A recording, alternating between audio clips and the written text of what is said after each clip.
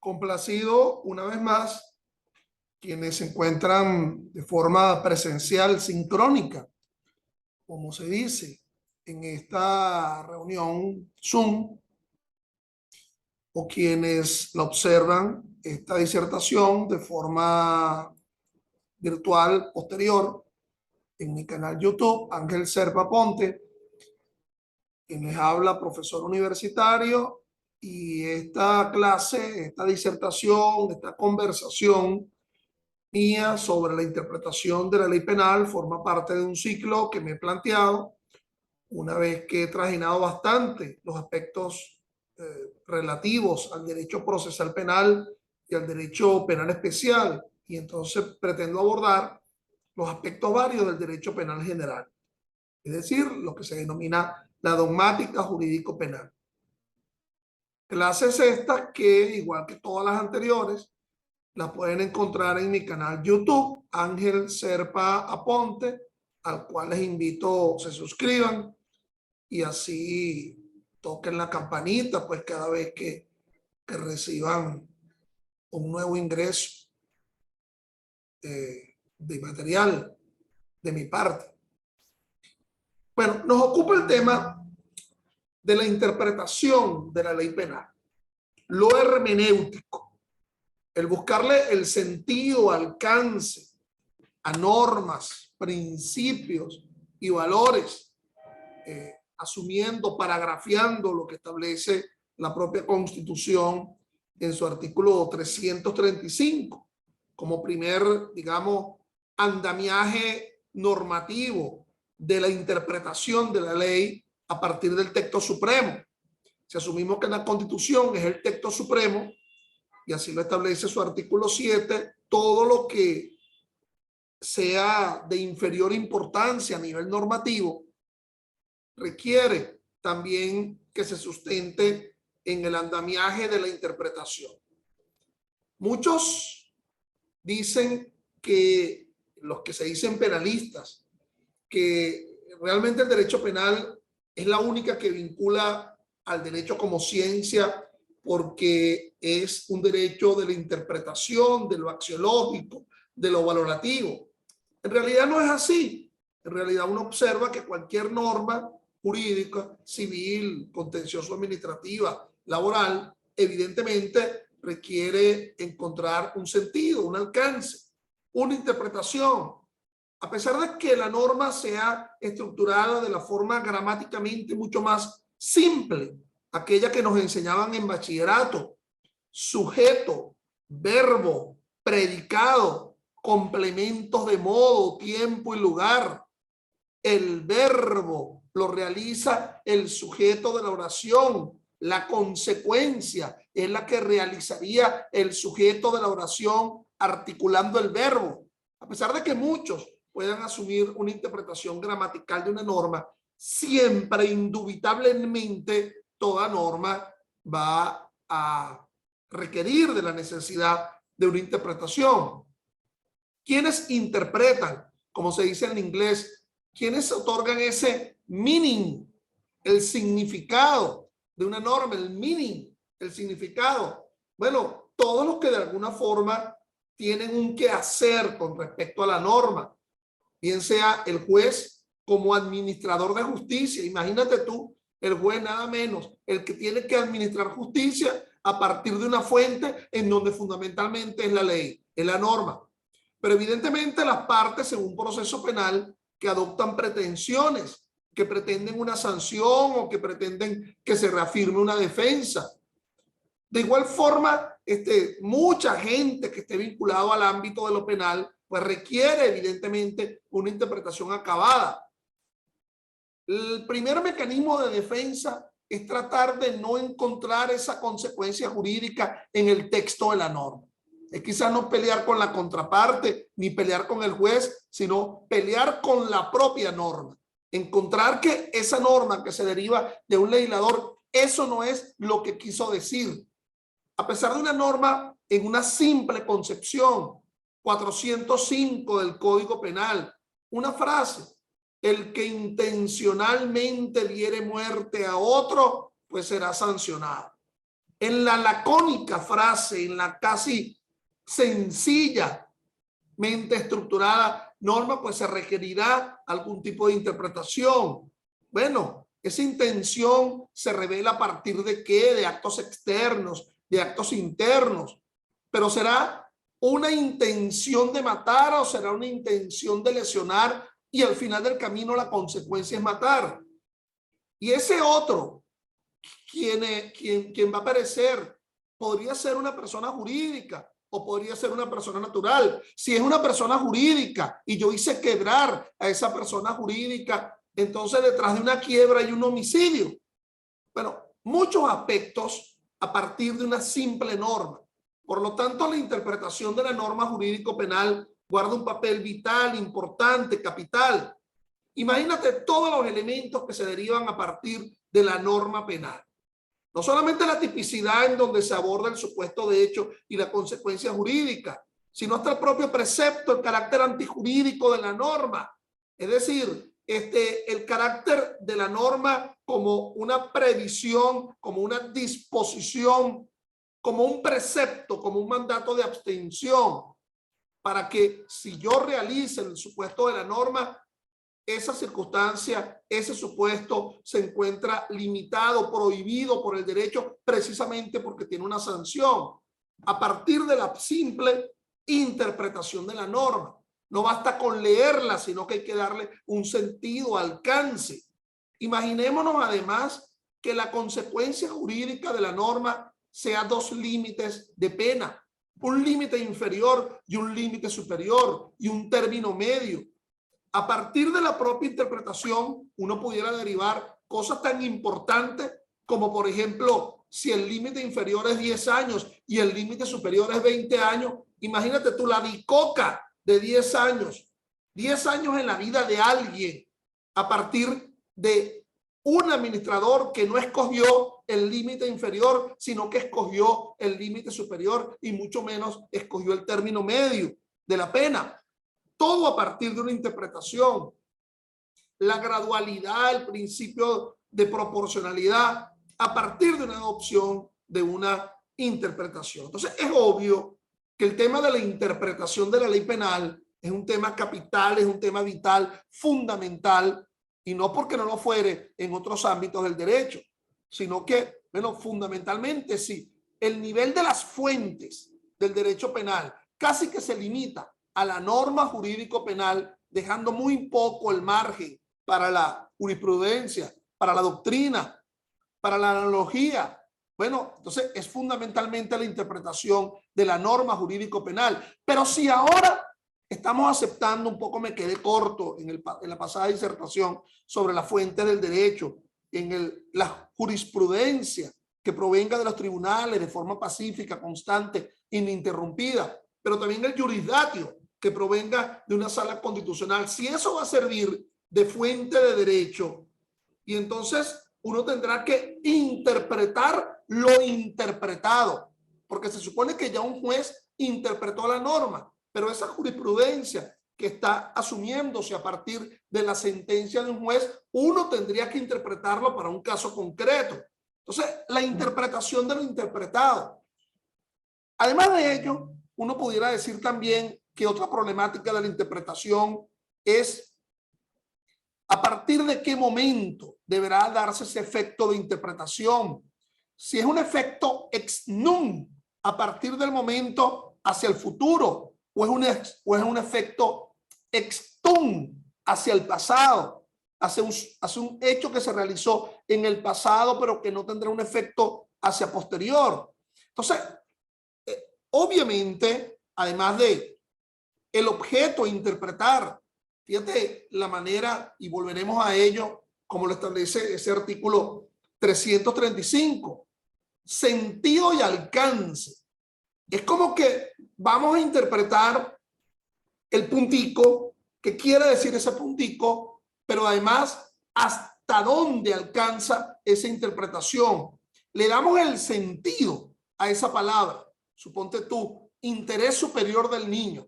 Interpretamos el concepto interés superior del niño, que es una frase que está en una norma legal.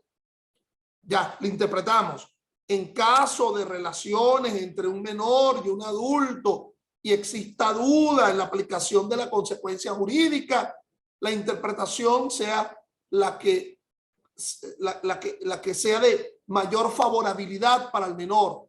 Eso sería el sentido, pero ¿y el alcance? ¿Hasta cuándo? O sea, bueno, esto ciertamente se las trae. Es un tema complicado, es un tema farragoso, es un tema amplio. Y como en todo, de nuevo, en todas mis disertaciones, yo les suelo recomendar un libro.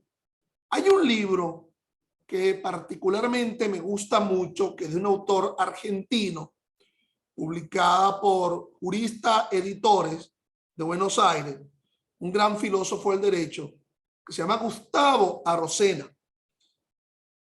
Y ese libro que yo recomiendo, el que tienen frente a sí, se denomina Interpretación Gramatical de la Ley Penal. Una investigación sobre su función, su relevancia y sus límites. Ustedes dirán, bueno, ¿se casa el autor Arocena solamente con una forma de interpretar, la gramatical? Y entonces, ¿cómo serán los otros tipos de interpretaciones, la extensiva, la histórica, la teleológica?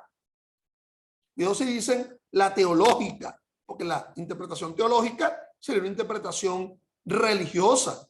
Los teólogos interpretarán el sagrado texto conforme a los cánones, conforme a la fe, porque eso también de darle sentido a la palabra de Dios es algo medio abismal en cuanto a darle una entereza, ¿verdad?, de alcance al asunto. Bueno, ¿se acepta o no se acepta? Entonces, bueno, imagínense las tres divinas personas, en fin.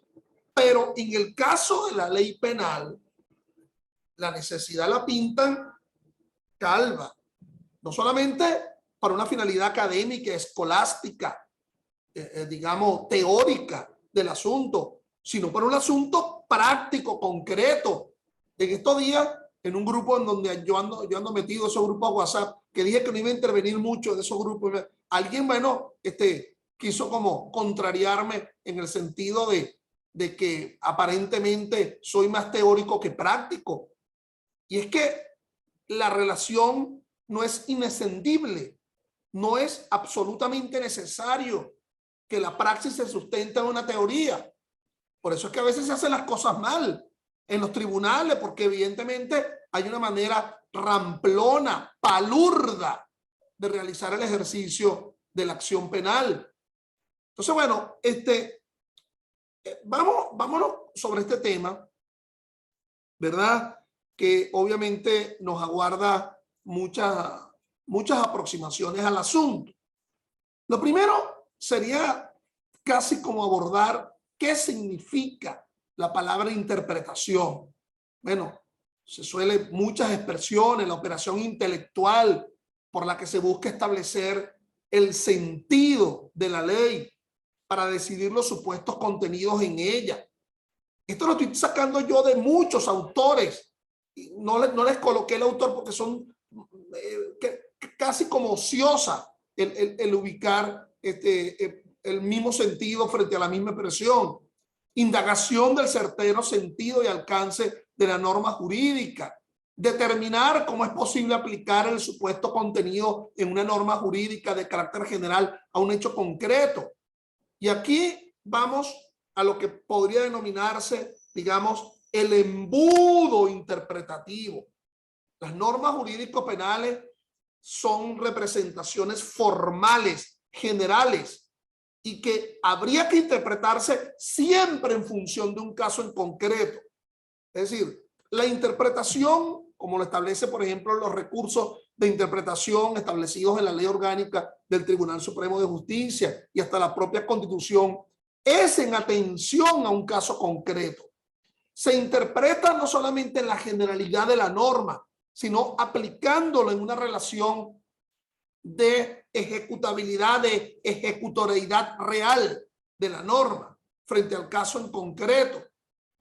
La puñalada trasera contra la víctima podría ser interpretada ese caso de la puñalada trasera como una forma aceptable de legítima defensa, porque ahí están las pautas de la legítima defensa en el artículo 65 del Código Penal. Ausencia de provocación suficiente, proporcionalidad de los medios, agresión injusta, frases que sustentan el concepto de legítima defensa ante un peligro real o inminente. Bueno, en definitiva, en el caso concreto, el que alega la legítima defensa le asestó al otro la puñalada trasera, no fue frontal. Y uno pudiera decir, bueno, y preguntarse, esta aplicación de ese caso concreto estaría tolerado por la norma, en la interpretación de la norma frente al caso concreto, ¿se aceptaría? Bueno, en ninguna parte de la norma se habla que la defensa tendría que ser una defensa frontal o una defensa ladeada o una defensa trasera, en ninguna parte. Se habla de la necesidad de la defensa frente a la agresión injusta, con falta de provocación suficiente. Independientemente, alguien pudiera preguntarse, la única causa de justificación de un policía es el cumplimiento del deber y que no pudiera alegar la legítima defensa. Y uno pudiera decir, bueno, pero antes de ser policía es ser humano y por lo tanto, si el que él persigue lo iba a agredir de forma injusta, sin falta de provocación suficiente y en una proporcionalidad de los medios, en el sentido de que no tengo otra manera de defenderme, no tengo la posibilidad siquiera de la huida. Si no le disparo, si no lo lesiono, voy a terminar siendo lesionado o muerto. Por lo tanto, una interpretación a partir de la propia pauta de la ley. Claro que habrá mecanismos en los cuales hay cierta ayuda para la interpretación. Algunos cuerpos normativos tienen la llamada exposición de motivos. Esa exposición de motivos, de código, de leyes, de la Constitución, en donde pareciera ser una especie de cartilla, en donde se permitiría encontrar la ratio legis, la intención del legislador. Pero existen leyes que no tienen cuerpo exposición de motivos, francamente. Pero es que además la propia Sala Constitucional del Tribunal Supremo ha dicho que no puede asumirse la exposición de motivos como una fuente de interpretación de la norma jurídico-penal, sino que ahí lo que está es una justificación de por qué se legisló en un momento determinado. También hay supuestos de hecho muy economicistas, muy psicologistas, en donde la interpretación tiene que ser una interpretación que no se quede exclusivamente en el ámbito del derecho, sino una interpretación economista, psicologista del asunto. Por ejemplo, supuestos en donde el factor histórico juega un papel fundamental. ¿Qué querrá decir esa norma que menciona ahí el imperfecto? Habla del imperfecto. Dirá otro, bueno, yo conozco al perfecto o al imperfecto, pero el imperfecto no. Entonces, bueno, decir, bueno, así era como se llamaba en el castellano antiguo el que resultaba muerto. Hasta el propio concepto de culpabilidad, ahí está el 420, cuando establece el homicidio culposo, cuando habla de que el juez, para establecer la sanción, tiene que graduar la culpabilidad. Y uno se preguntará, ¿no querrá decir graduar la culpa y no la culpabilidad? Entonces, hay un problema inclusive hasta de traducción de una norma extranjera si el código ha sido copiado de una pauta extranjera. Bueno, etimológicamente, diccionario de la Real Academia, la voz latina interpretare viene del latín interpretari, explicar o declarar el sentido de algo y principalmente el de textos pocos claros, explicar acertadamente o no acciones, palabras o sucesos.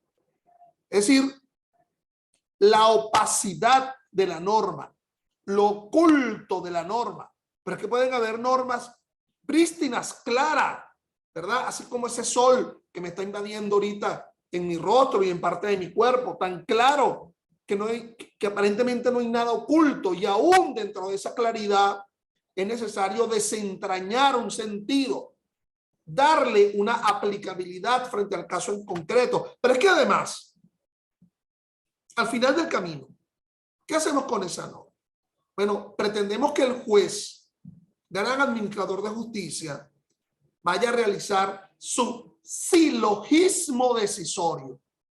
Y hoy martes, porque estoy transmitiendo esto y no lo dije inicialmente, estoy transmitiendo esto el 9 de agosto del año 2022, ese juez va a ser el silogismo. Se supone que él ostenta la premisa mayor, que es el conocimiento del derecho, el conocimiento de la norma, y que las partes aportan la premisa menor, que son los hechos. Y ese juez subsume, hoy martes de nuevo con otra palabra dominguera, subsume el hecho aportado por las partes en el derecho. Entonces el juez va a realizar la subsunción. Y esa subsunción para aplicar o no el derecho, obviamente que es una subsunción de neto quehacer interpretativo. ¿Okay? Ese adaptar el hecho aportado por las partes a esa perspectiva formal de la norma en la que se supone que ese juez ostenta el iuria novit curia, el conocimiento del derecho.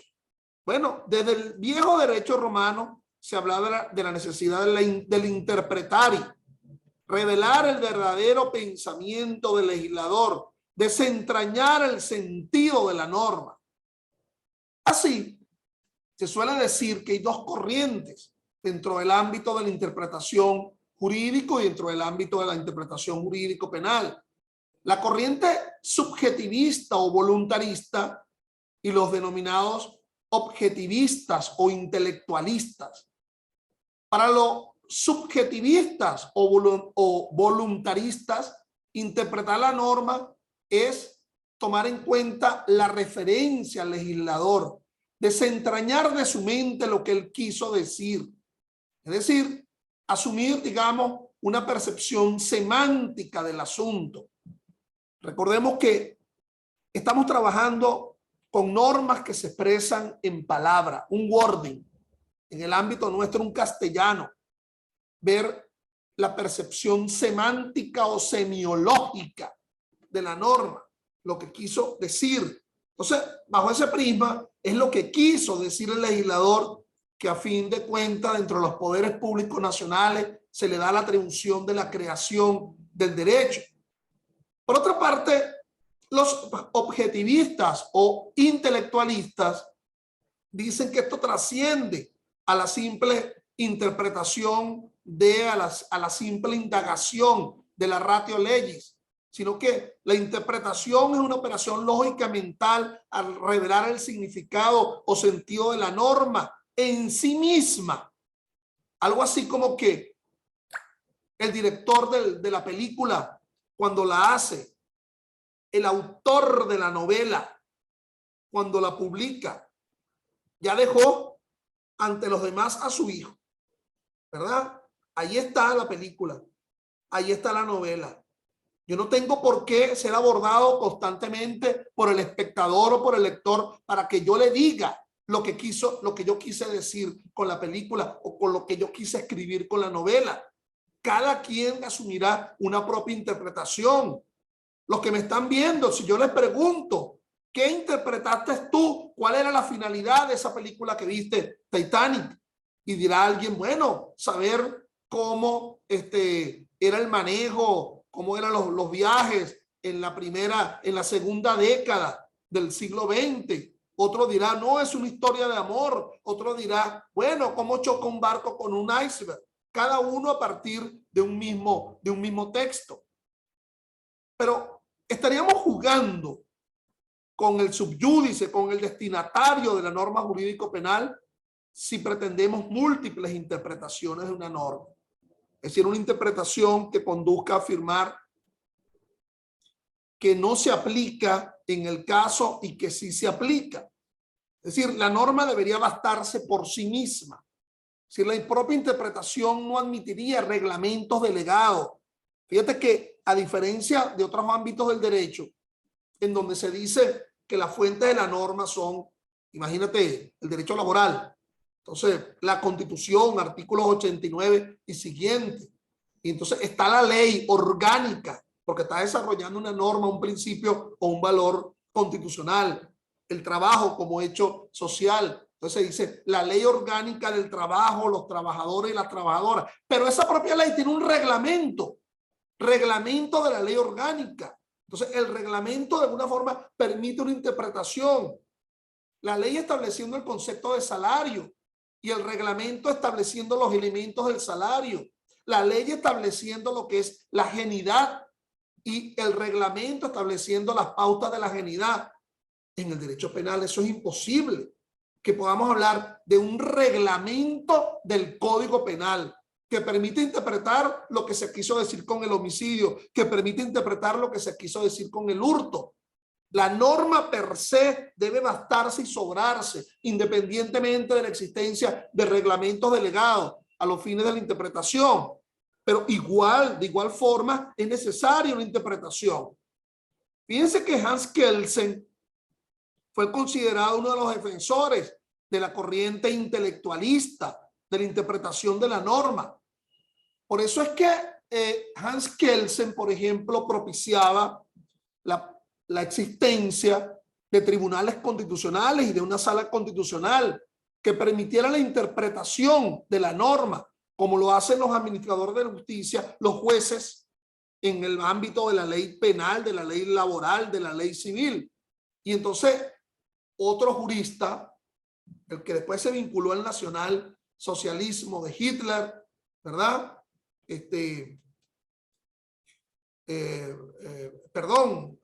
Kelsen, en este caso, ¿se acuerdan de la famosa pirámide de Kelsen, verdad? Y entonces en la discusión con otro, teoría pura del derecho, Kelsen, en la discusión con otro jurista, entonces ese otro jurista negaba la existencia de tribunales constitucionales porque decía, ¿cómo se interpreta la Constitución? Cuando mucho la casación serviría para la interpretación de las normas civiles, penales, a partir de los códigos penales, del Código Civil, pero interpretar la propia Constitución a partir de un máximo intérprete, como que no le parecía muy bien a ese otro jurista. Y ya muchos de ustedes sabrán de quién estoy hablando, de Carl Schmitt. Entonces, aquellas discusiones entre Kelsen y Schmitt, Kelsen propugnando la necesidad de la interpretación, inclusive de la norma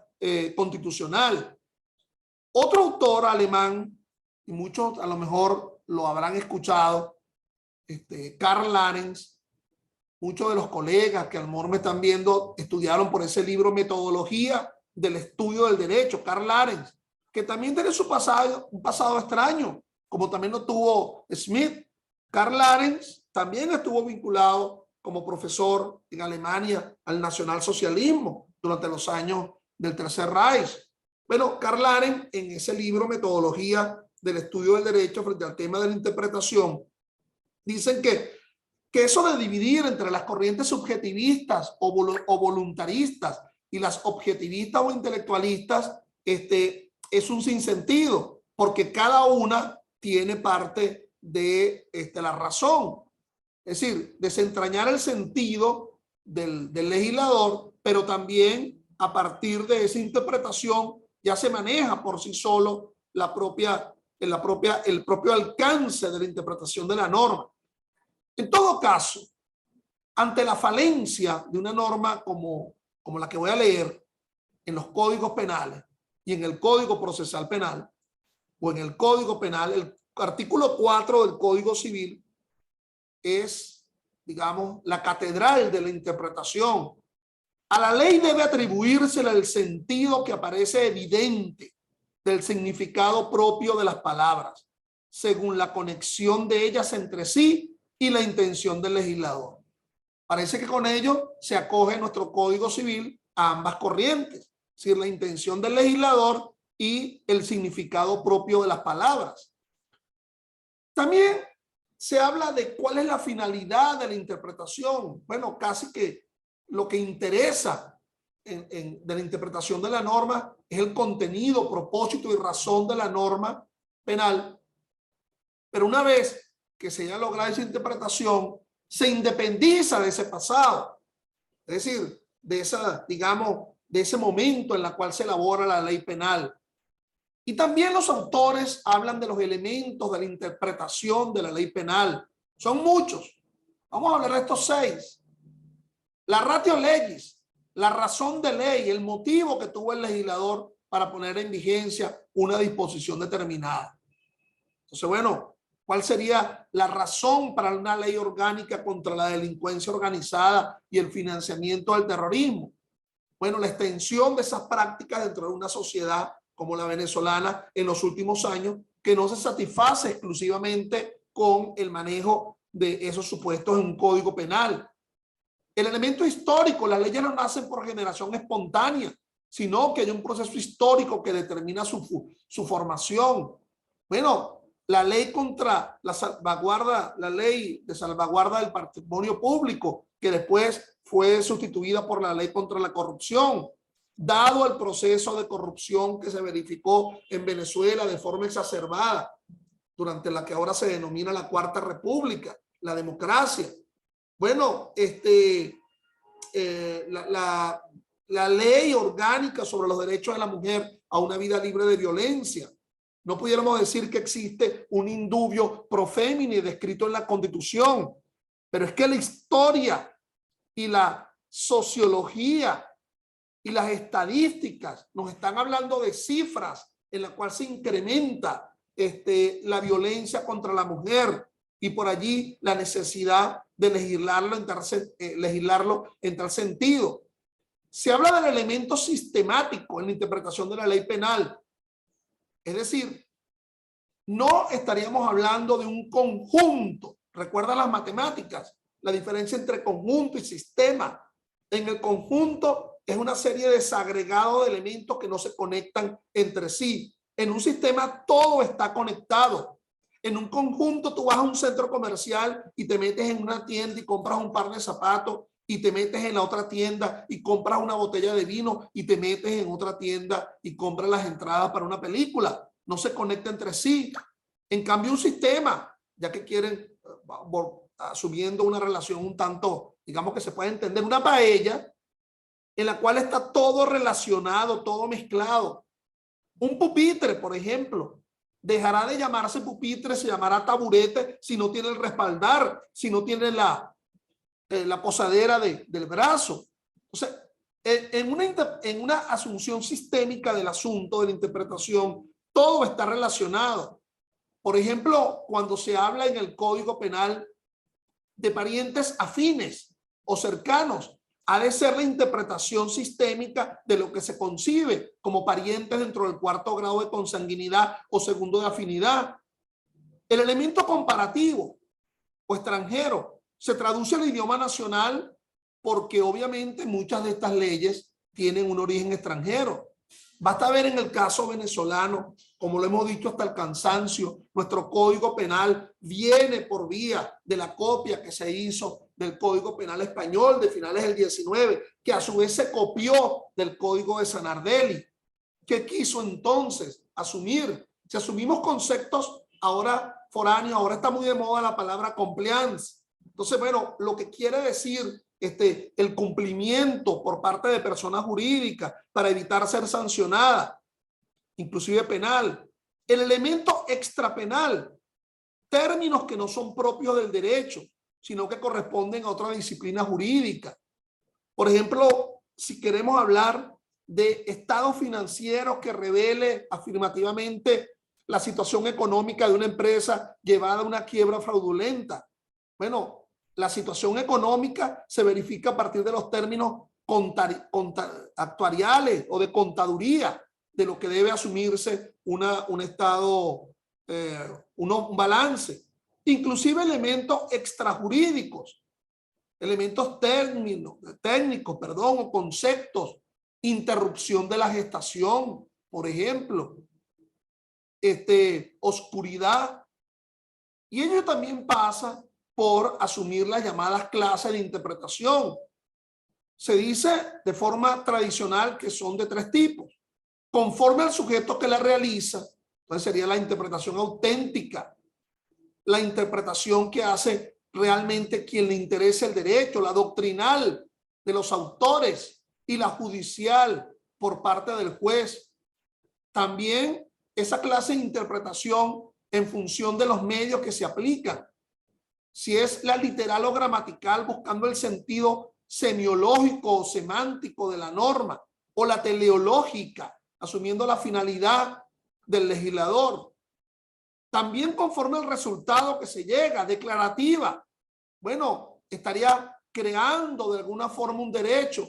Extensiva, extiende el ámbito de aplicación de la norma que se interpreta. Restrictiva, como el nombre lo indica, restringe la interpretación a favor de un débil jurídico o alguien, por ejemplo, como lo establece el artículo 9 del Código Orgánico Procesal Penal, el artículo 229, la interpretación de las normas que restrinjan la libertad ha de ser una interpretación restrictiva. Inclusive, ¿sabes tú que existen los indubios, los principios de favorabilidad interpretativa? Es decir, la interpretación sea a favor de alguien. El indubio pro operario, en caso de duda, se interpretará la norma a favor del trabajador. Indubio pro femini, en caso de duda, se interpretará a favor de la mujer. Indubio pro reo, en caso de duda, de real duda en la aplicación de una norma, la interpretación sería a favor del procesado. Una interpretación progresiva, es decir, que en la medida que se vaya interpretando como un efecto bola de nieve, como una bola que cae en una ladera de nieve y va engrosando a la medida que va cayendo su tamaño y va engordándose. Bueno, la interpretación frente a ese objeto a ser interpretado tiene que mejorar en el tiempo. Si hasta ahora se decía que la declaración de alguien en una audiencia tendría que ser hasta las 7 de la noche, pues no podría haber una interpretación posterior en la cual se permita una interpretación posterior a las 7 de la noche. Bueno, esta lámina yo se la dejo como siempre, ¿ves? En mi canal. Aquí yo quiero abordar esta sentencia finalmente de la casación penal en el sentido del llamado recurso de interpretación ante la sala de casación penal. Y dice este fallo de junio del 2006 que el recurso de interpretación requiere la conexidad con un caso concreto. Es decir, que cuando se solicita la interpretación a la sala de casación penal tiene que aludirse el caso en concreto. Que la solicitud de interpretación debe expresar con toda precisión en qué consiste la oscuridad o la ambigüedad. No puede decir que se interprete de forma global, sino cuál es la duda que se te está planteando. Será inadmisible el recurso de interpretación cuando la sala haya resuelto el punto y no sea necesario modificarlo. Ya eso se interpretó con anterioridad. Y la interpretación no sustituirá los recursos existentes. Esto a nivel de quererle dar una interpretación a la interpretación. ¿Okay? Gracias por su atención y hasta una próxima oportunidad.